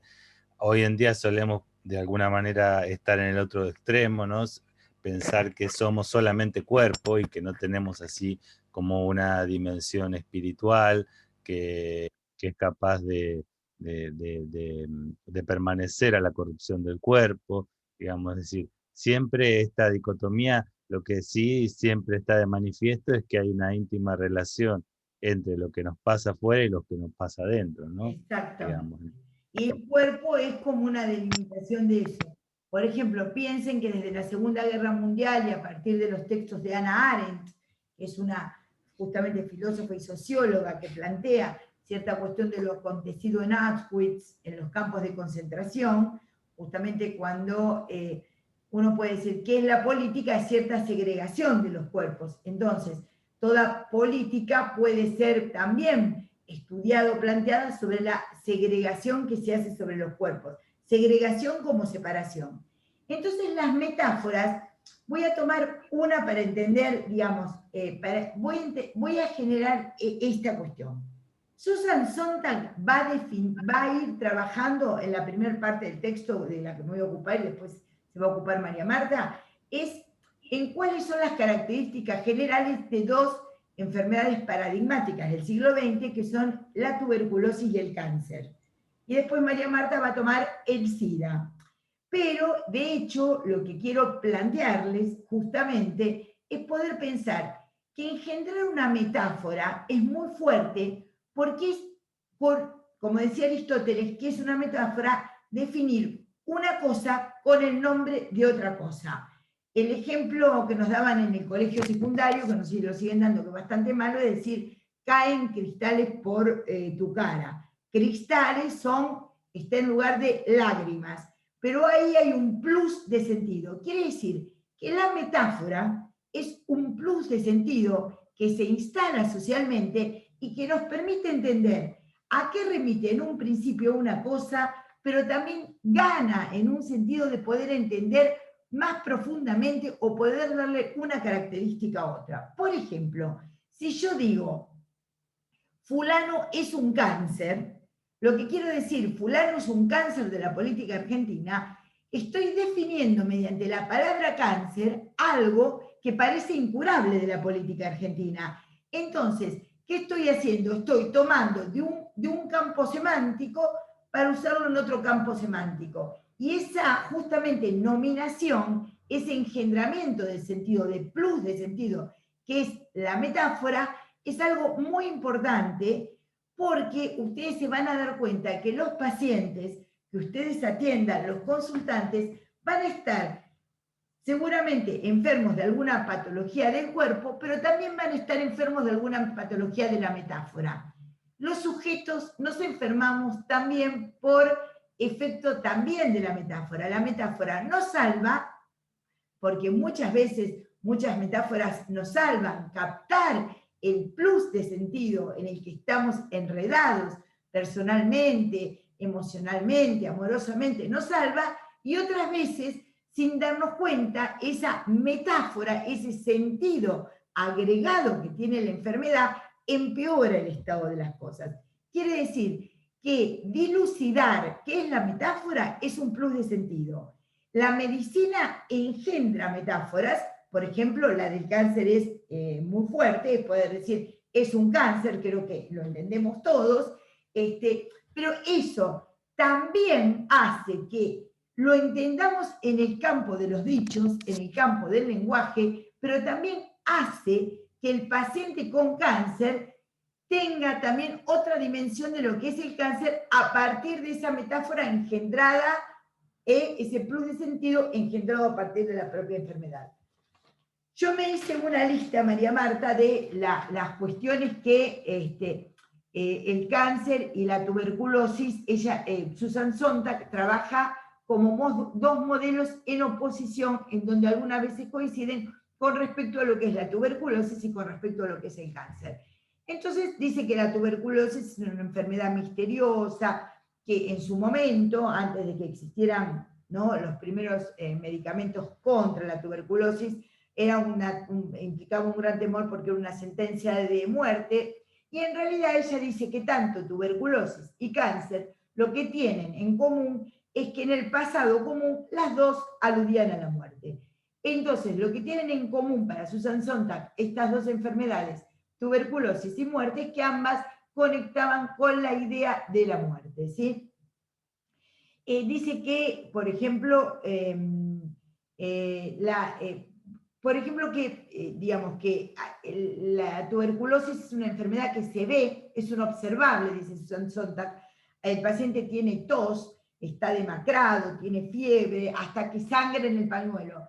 Este libro tiene una dificultad, reconozco, este texto de Susan Sontag, que hace muchísimas alusiones a novelas, a la literatura, a temas literarios, que creo que ustedes no han llegado a leer porque son muy jóvenes y aparte porque no tienen una educación armada sobre la literatura inglesa y norteamericana que toma Susan Sontag, aparte no son estudiantes de letras, pero toma muchos personajes de la literatura. Nosotros lo que podríamos tomar son personajes de las series, como les dije en otras oportunidades. Podemos pensar, digamos, no sé si muchos de ustedes han visto Breaking Bad. ¿Han visto Breaking Bad o ya no la han visto ustedes? No, claro. Sí, algunos sí. Bueno, ahí está. Ustedes tienen, si nosotros podemos pensar un canceroso de referencia, podríamos pensar justamente en Whitman, ¿verdad? A ver, ¿quién me acerca el nombre del profesor Walter White? Ahí está, ahí, ¿no? Walter White. Entonces, Whitman es un poeta norteamericano. Walter White, ahí esa WW, ¿no? Walter White es el, digamos, así como nosotros podemos hacer una alusión a Breaking Bad, en su momento, digamos, Susan Sontag hace alusiones constantes, muchas gracias, a situaciones literarias que nosotros desconocemos, pero que vamos a tratar de ir planteando acá. Entonces, la tos aparece como un observable, en cambio, dice Susan Sontag, que el cáncer aparece como más ocultable, y es más, dice Susan Sontag, solamente el 10% de los oncólogos que trabajan con pacientes cancerosos suelen decirle a sus pacientes directamente que tienen cáncer. Hay algo del ocultamiento de la enfermedad de cáncer al propio paciente. Ustedes dirán, esto está bien, esto está mal. Está bien, no estamos en este momento no estamos trabajando qué es lo que hay que hacer. Lo que estamos diciendo es cómo aparece, digamos, la representación social de estas enfermedades, porque estas también son representaciones sociales de estas enfermedades. ¿Qué es la representación social de la tuberculosis? ¿Qué es la representación social del cáncer? ¿Qué es la representación social del SIDA? Que es el otro gran representante social del siglo XX, y ahora ¿qué podríamos agregar? A ver, ¿qué les parece? ¿Qué necesariamente tendríamos que pensar hoy en día como representación social de las enfermedades actuales? Los escucho y los leo en el chat. ¿Cuál es la otra gran enfermedad? El COVID. Muy bien, Martina, muy bien. Entonces tendríamos que pensar una articulación, la ley de libertad de información, claro, bueno, ahí están tomando, digamos, elementos que me parece muy bien les deben haber enseñado en las otras materias, ¿no? En el sentido de si hay que decirle al paciente, no hay que decirle al paciente. No estoy diciendo si hay que decirle o no, estoy tomando algo que Susan Sontag dice. Entonces, podríamos pensar que las grandes representaciones sociales de las enfermedades en este momento del siglo XXI han sido, para el siglo XX, digamos, cáncer, SIDA y ahora el COVID. Susan Sontag toma la tuberculosis porque es una enfermedad patognomónica que de alguna manera, como ella dice en un momento del texto, ha definido lo que es un sujeto. Esto es muy importante, que ustedes vean que cómo los intelectuales piensan. Ahora van a ver lo que en el año 80 y pico pensaban con respecto al virus, a los virus, lo pensaban con respecto al virus del VIH, HIV, pues, pero cómo piensan con respecto al virus. Entonces podemos decir que cada enfermedad de alguna manera está definiendo el pasaporte del enfermo de cómo nos vamos a enfermar. No nos podemos enfermar en cada siglo de casualidad de alguna cosa, sino no es casualidad que nos enfermemos de una cosa o no por siglo. Hay determinantes múltiples para que esas enfermedades se den. Y esas enfermedades que se dan definen de alguna manera cierto ser del sentido en ese siglo.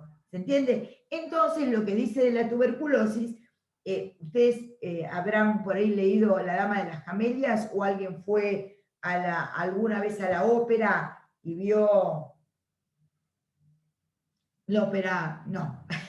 Bueno, muy bien, no han ido. Bueno, ya irán. Cuando la dama, digamos, la dama de las camelias sufre y es una chica que está triste, digamos, que de alguna manera sufre y ve ahí la sangre roja en el pañuelo porque produce hemoptisis. Ustedes saben, y epistaxis, la tuberculosis en sus grados avanzados, entonces la sangre en el pañuelo como una representación paradigmática de lo que era la tuberculosis como incurable. Bueno, entonces aparece esta idea de la tuberculosis como una observable, como la sangre en el pañuelo, como una enfermedad de los líquidos, que espiritualiza, dice Susan Sontag, la vida, ¿no? Anda al galope de la vida y los espiritualiza. En un momento ella dice que la tuberculosis exacerba el hambre, dice ella, exacerba la sexualidad, el sexo. A mí me parece que ahí habría como que hacer una salvedad en particular. Los medicamentos, uno de los medicamentos que se usó para el tratamiento de la tuberculosis, luego dio, farmacológicamente hablando, cabida a lo que fueron los antidepresivos tricíclicos, porque vieron justamente que uno de los medicamentos que se usaba contra la tuberculosis mejoraba el hambre y el estado de ánimo, siguieron esa línea de investigación y aparecieron los antidepresivos tricíclicos. Quiere decir que una vez que la tuberculosis pudo ser medicada, también abrió otro camino a otra forma del ser. Es la enfermedad del alma y el cáncer la enfermedad del cuerpo. Claro, eso está planteado según lo que dice Susan Sontag, así, ¿no?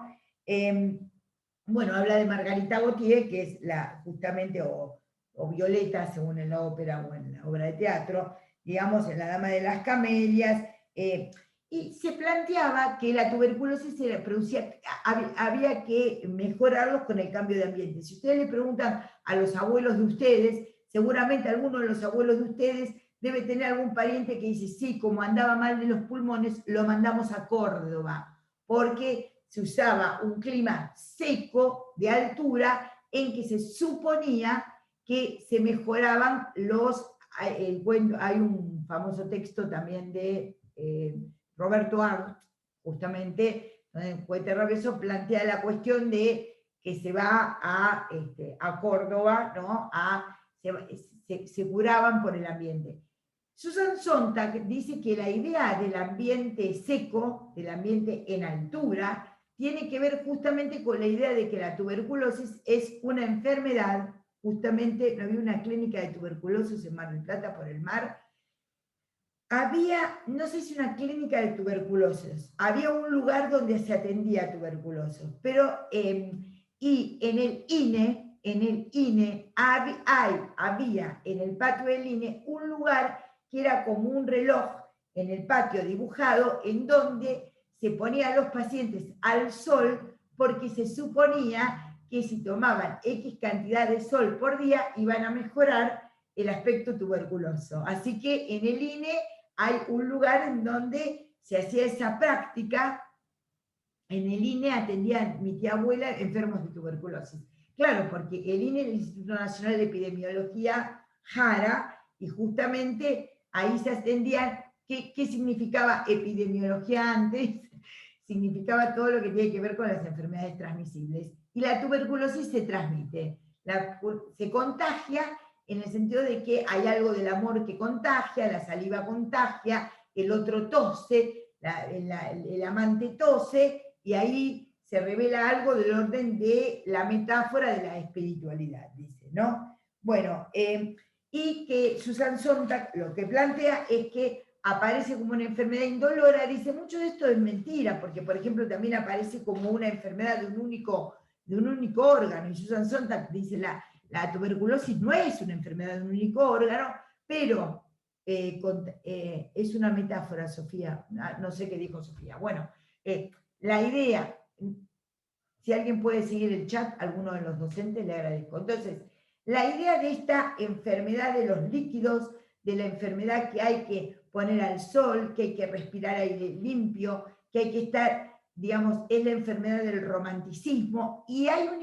elemento muy interesante en Susan Sontag, que dice que por primera vez, a partir de que los intelectuales tenían tuberculosis porque está asociada a la pobreza y al pasar bohemio, es uno como de los conceptos, por decirlo de alguna manera así, que es uno de los conceptos que precede al concepto de la flacura como belleza, y esto que dijo ahí la condesa de Windsor en Inglaterra, nadie es lo suficientemente rico ni lo suficientemente flaco. Entonces, la chica de Moulin Rouge, sí.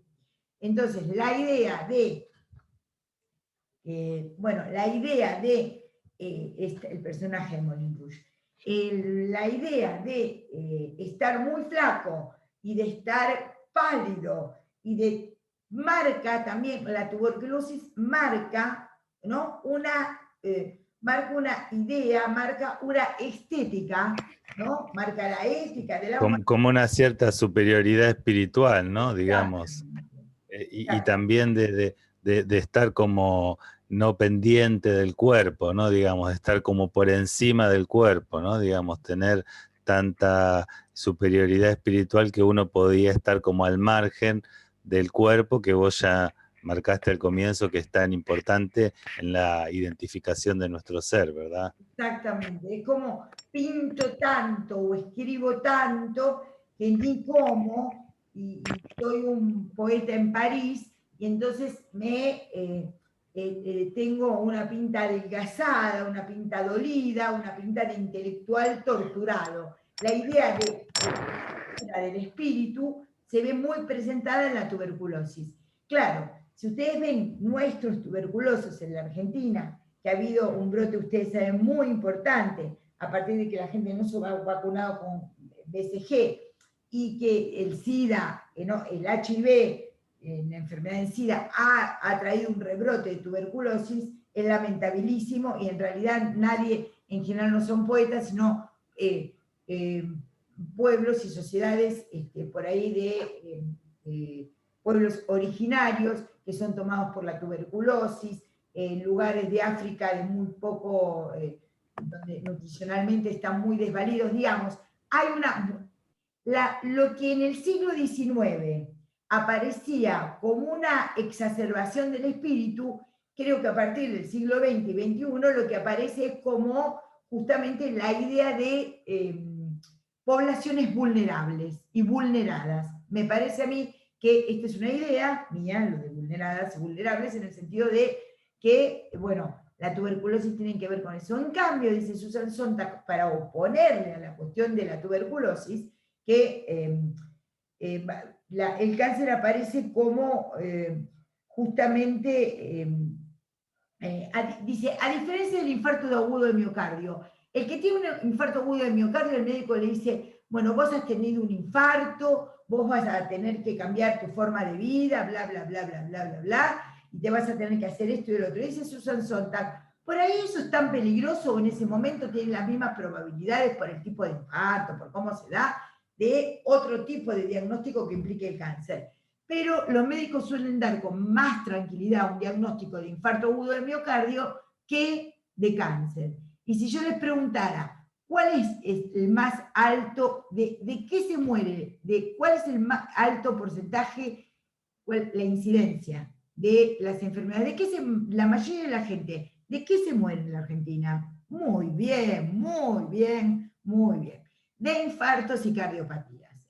Entonces, la idea es que probablemente no vayamos a morir de eso, ojalá rápidamente en un momento sácate, pero la idea de la muerte, digamos, está más asociada al cáncer que a los infartos. Les recomiendo una charla TED que da una cardióloga, hoy estoy en casa de una amiga que trabaja en un instituto cardiológico, que da una cardióloga, una charla TED de que se llama El corazón de las mujeres, que nos parte el corazón a las mujeres, y justamente habla de ciertos prejuicios en donde las mujeres, la mayoría de las mujeres, lo que piensan y pensamos es que tenemos más probabilidades de morir de cáncer de mama que de infarto, y no es así, y es por eso que se subestiman los síntomas. Bueno, siguiendo con el cáncer, así como la melancolía la tuberculosis está pensada como esa secreción, la tos, el esputo, la sangre, los líquidos.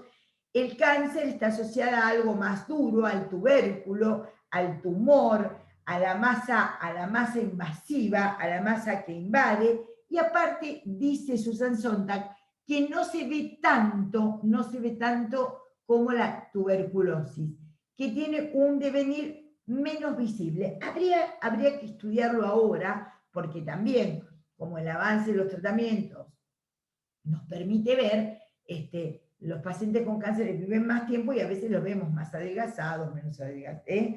Entonces, dice que el cuerpo de la tuberculosis es un cuerpo visibilizado, es un cuerpo transparente a los rayos X, en cambio, el cuerpo del cáncer es un cuerpo más opaco.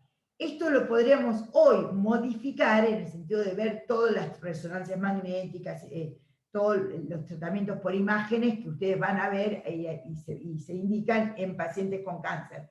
Pero en el momento en que Susan Sontag escribe esto, la dimensión de ver, ¿no? De sacar una placa de rayos X, correspondía más a lo que correspondía a la tuberculosis.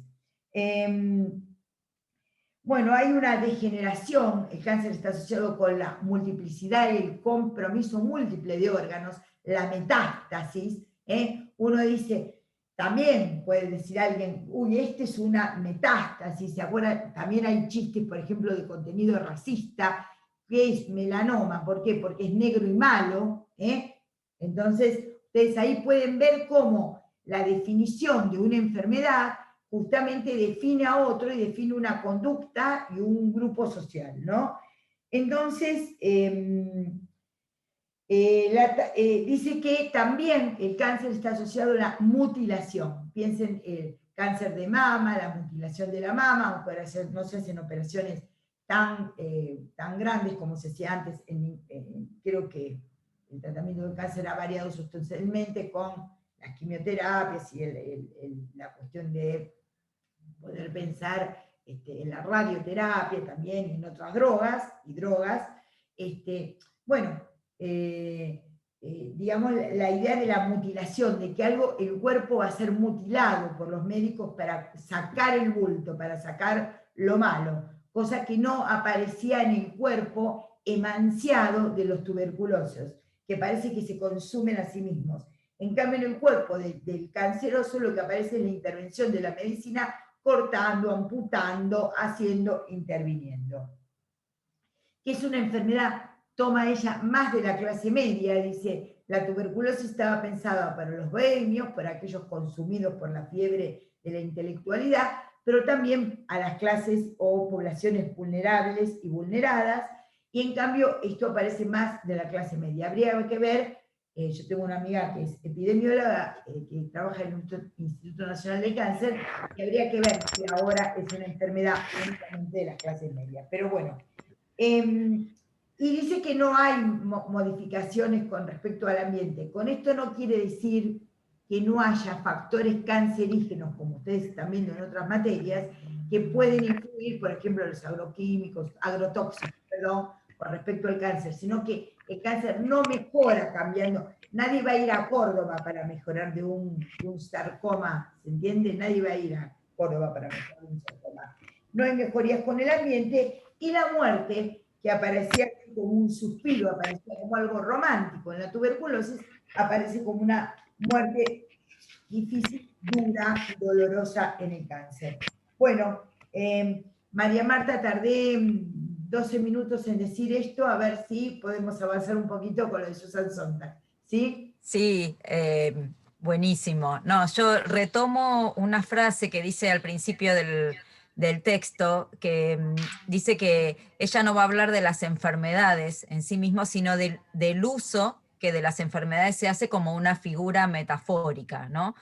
Y que dice que resistir al pensamiento metafórico de la enfermedad es el modo más sano de estar enfermo. Es decir, este es el sentido que tiene de ver cómo son todas estas metáforas o representaciones que se van construyendo, porque en muchas situaciones puede, digamos, profundizar el modo en que se vive la enfermedad, el modo negativo en que se vive la enfermedad, o que se señala a alguien por tener una enfermedad, ¿no? A eso apuntan todos estos estudios, que hay muchísimos, y bueno, Susan Sontag, después de 10 años, completa, digamos, todo este tratamiento que hace de las metáforas con respecto al SIDA, que es la enfermedad de los años 80. Entonces, vuelve a aparecer, digamos, una enfermedad que es misteriosa, que no se sabe si se puede curar, y es como el terreno fértil para que se construyan las representaciones sociales. Y el SIDA tiene algunas particularidades. Una María Marta, sí. Me parece que la orquesta sigue tocando, ¿no? Ustedes, sí. Sí, yo les mencioné la vez pasada una más moderna, que es Dallas, el Club de los Desahuciados, sí, que cuenta, está ambientada en la época, o sea, en los años 80, cuando se estaba investigando en Estados Unidos sobre esta enfermedad. Pero hay algunas particularidades de esta enfermedad que hacen que se generen muy rápidamente metáforas muy negativas. Una es el hecho de que haya aparecido en África, ¿no? Y África era el continente que había sido colonizado por las potencias europeas, y era donde se depositaba, digamos, esta visión de lo incivilizado, lo atrasado, lo primitivo. Entonces ahora la enfermedad es tomada como es la invasión desde África, ¿no? Que invade con su enfermedad al mundo civilizado. Y por lo tanto se toma como que aparece una enfermedad, y en realidad la enfermedad ya estaba, solo que al invadir Occidente, ¿no? se empieza a considerar como el surgimiento de una enfermedad, de una pandemia mundial.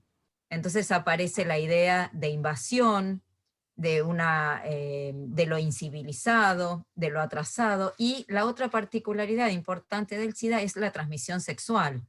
Por lo tanto, acá entonces la representación va a estar puesta en las acciones de las personas con respecto, o sea, cómo las personas se relacionan sexualmente, y la carga negativa va a aparecer en esto, es decir, se enferman quienes tienen conductas inmorales con respecto a la sexualidad, y por lo tanto toda esa carga negativa, ¿no? Que justamente en la película Dallas aparece muy bien, el hecho de es una enfermedad vergonzosa, y que no se debe, no se debe decir que se tiene, porque justamente eso va a generar la discriminación y el contagio, ¿no? El contagio por vía sexual es lo que hace que sea una enfermedad considerada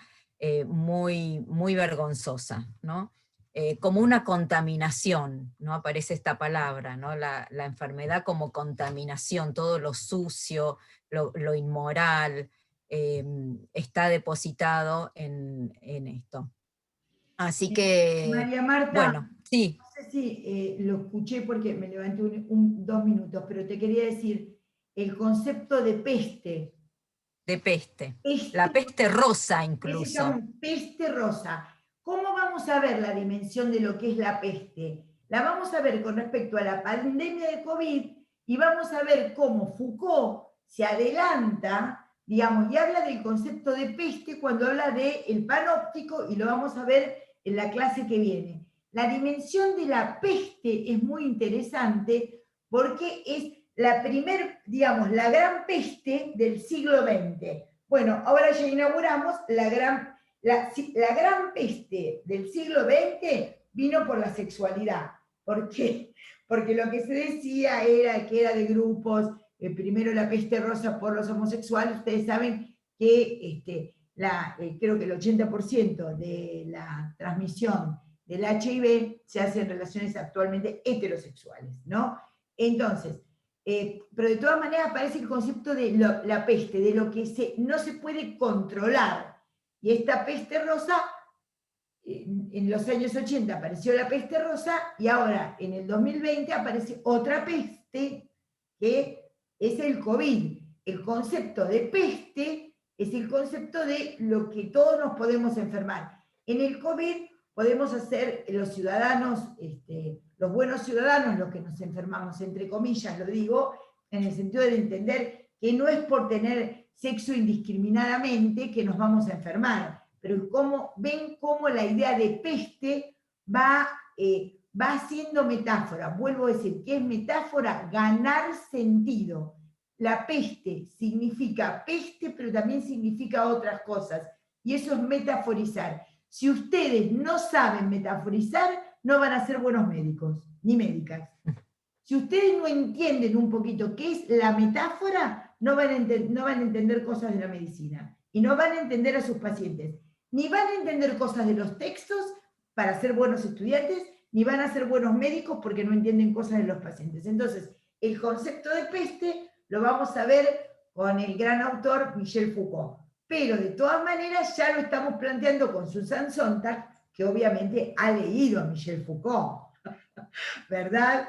Entonces podemos pensar el concepto de peste que está presente acá, y de virosis en Susan Sontag. Sí, Filadelfia. Sí, Filadelfia, excelente película. Sí, sí, sí. Maravillosa, sí. maravillosa. Sí.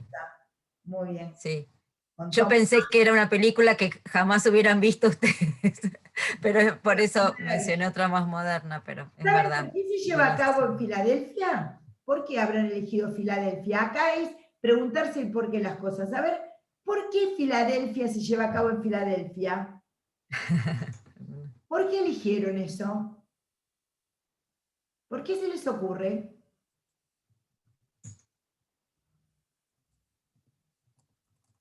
Población afroamericana, no, en Filadelfia no hay población afroamericana, no. Muy bien, muy bien. la anterior, no puede ver quién dio la respuesta correcta.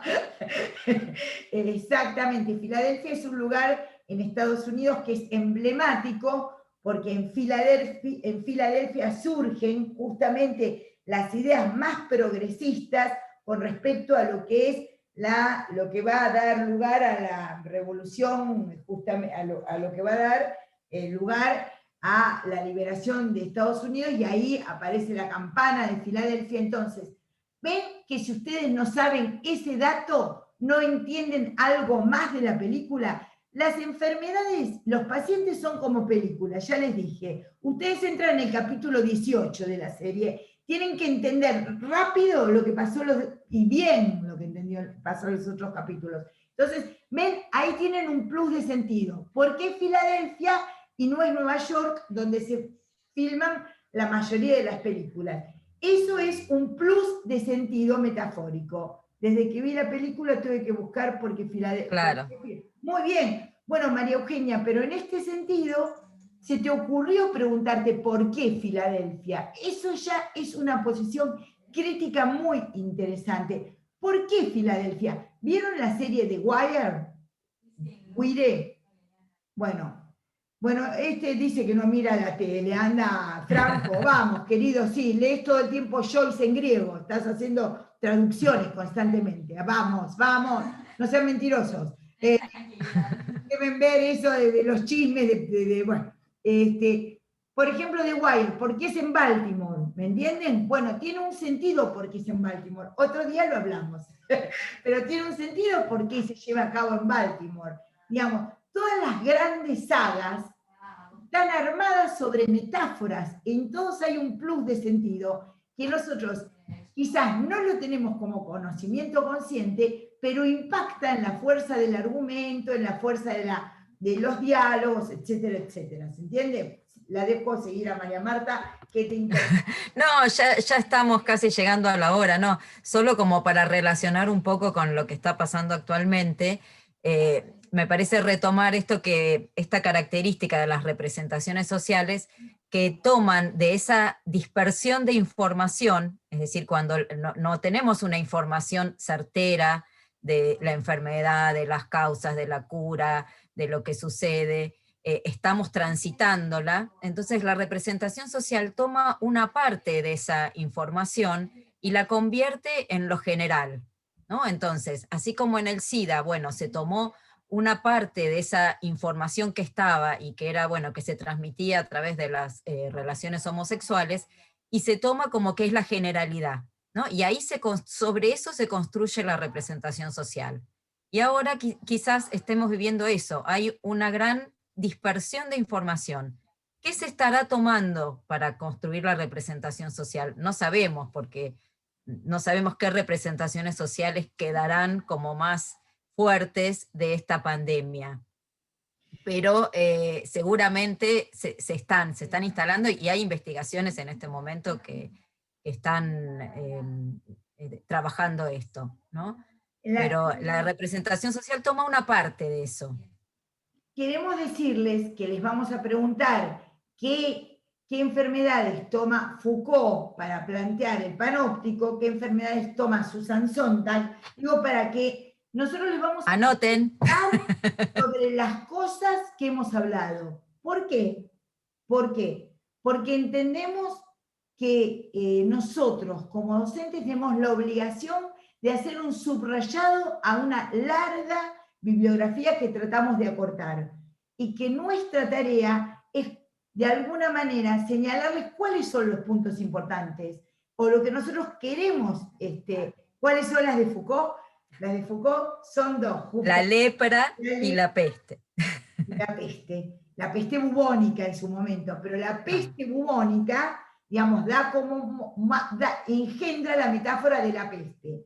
Y Susan Sontag ahí dice peste, ahí en la página 5 de la parte de SIDA, dice: peste es la metáfora principal con que se entiende la epidemia del SIDA, y hoy podríamos decir también la del COVID, ¿no?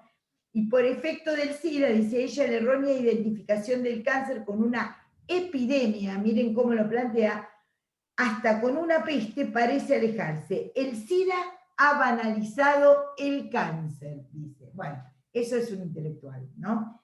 Entonces, justamente lo que plantea es esto, y justamente de poder pensar cómo les estamos dando, qué ideas, qué plus de sentido tienen. Quería preguntarle algo, hablar algo con María Marta los últimos 5 minutos, que tiene que ver con algo de, tienen que leer el texto de Vulnerables y Peligrosos, y ese texto. ¿Subieron bibliografía sobre el Foucault? No, lo de Foucault viene la clase que viene, todavía no subimos la bibliografía sobre el Foucault. Andá leyendo, porque andá leyendo lo que encuentre de Foucault, las palabras y las cosas, tenés para entretenerte. Vamos a ver el panorama. La biografía, aunque sea. Anda a Wikipedia la biografía de Foucault. Y dado tantas conferencias que luego fueron transformadas en libros, que todavía no está la obra completa de Foucault, fíjense. Vamos a terminar con esto.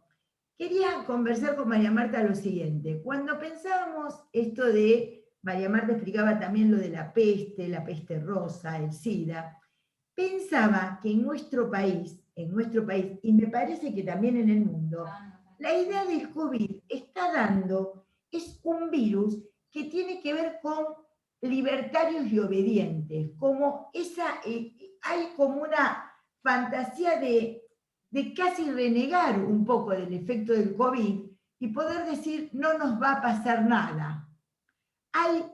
Creo que es muy interesante esto de decir me importa más la libertad que lo que pueda pasar, porque no me va a pasar nada. Hay una presentación en donde la gente, el goce casi le gana al miedo al COVID.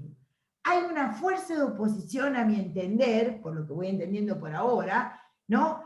Que, sí, hasta que se contagian algunos, seguro, totalmente, por supuesto. Pero lo que quiero decir, que por ahí lo que engendra, si empezamos hablando que es una metáfora, es libertarios versus obedientes. ¿Se entiende?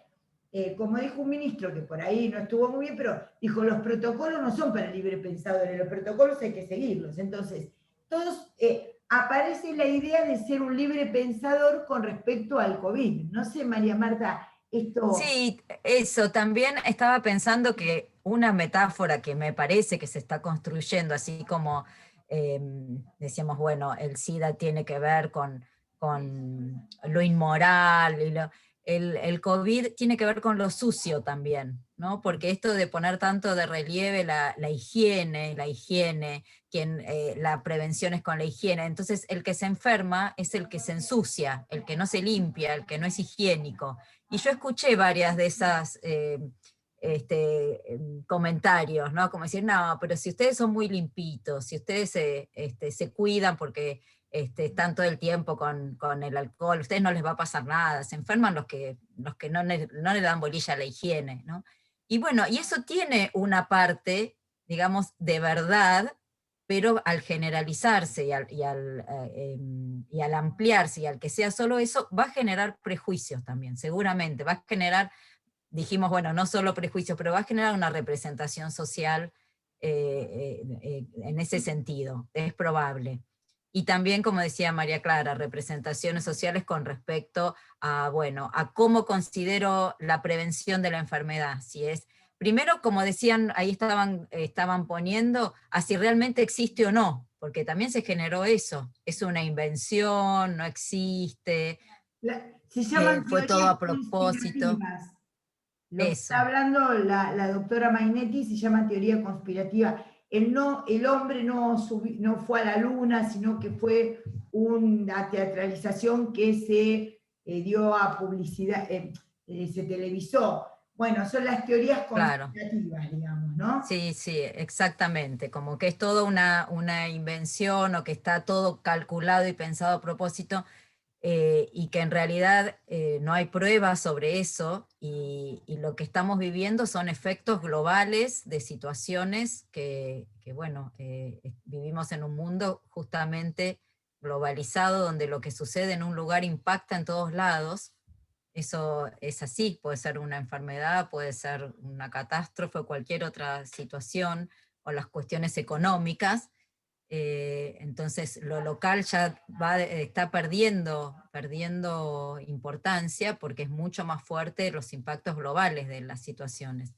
Bueno, Y esto lo ha demostrado. Exactamente. Bueno, siendo las 10 de la mañana, hemos visto 3 textos, hemos visto El pibe chorro, de Rodríguez Alzueta, hemos visto Vecinocracia, de Rodríguez Alzueta, y hemos visto La enfermedad y sus metáforas, de Susan Sontag. La semana que viene vamos a empezar a ver Foucault, ni más ni menos. Estamos viendo en la cátedra con qué texto empezamos, de Foucault. Ya hoy, antes del fin de semana, van a tener el texto de Foucault con el que vamos a empezar. Y vamos a trabajar, y también vamos a trabajar ese articulito sobre la pandemia, en el sentido de que no podemos dejar de trabajar Foucault, la idea de la peste y todo lo demás, sin hacer pensar nuestros días y pensar la idea del COVID-19. Bueno, le agradezco a mis colegas docentes, en orden de aparición hoy, a la licenciada Cecilia Gastiarena, al doctor Loria y a la doctora Mainetti, que me han acompañado en esta especie de conversatorio tan interesante. El otro día cuando subí el MP4, puse conversatorio, y el doctor Loria había puesto diálogo. Yo le digo, no pongas diálogo, poné conversatorio, que se usa más. Y él me dice, claro, porque el diálogo queda muy platónico. Bueno, sí, es antiguo ya. Soy filósofos. Bueno, así que seguimos el miércoles próximo, estimados vayan estudiando, porque quedan textos grosos, grosso. Lo que viene ahora es very grosso. Bueno, que les vaya muy bien, gracias y seguimos en contacto. Chau, muy amables.